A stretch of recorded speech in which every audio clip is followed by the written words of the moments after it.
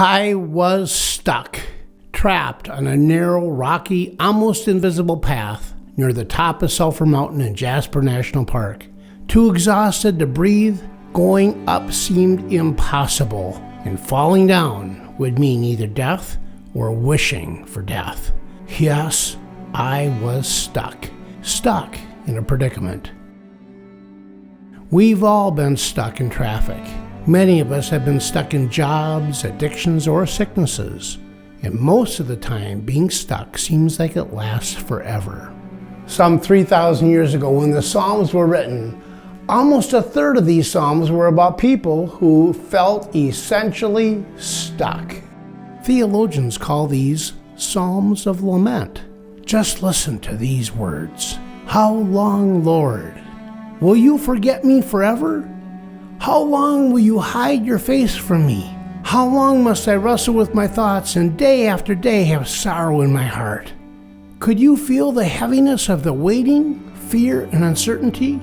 Most of us have been there, and some of us way too many times. But if we look closely, we cannot help but notice that the author is looking for God to lead them, for God to provide a way. And ultimately, no matter how we get unstuck, isn't it true that God deserves the credit?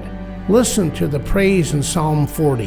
He lifted me out of the slimy pit, out of the mud and the mire, and set my feet on the rock and gave me a firm place to stand.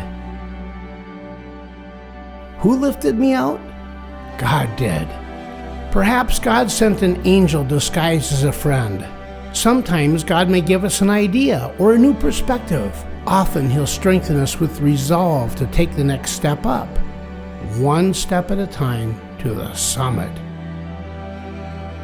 When we are stuck, who lifts you and I out? God does. Let's ask Him for help and praise Him when it happens. God lifted me out of the slimy pit and set my feet upon a rock named Jesus. Perhaps today we can ask God, who do we know who is stuck? And what can we do to help them? Maybe a phone call, a meal, smile, or time spent listening and praying. Ask God who you can help and how to best do it. From stuck to unstuck, you can be God's angel today.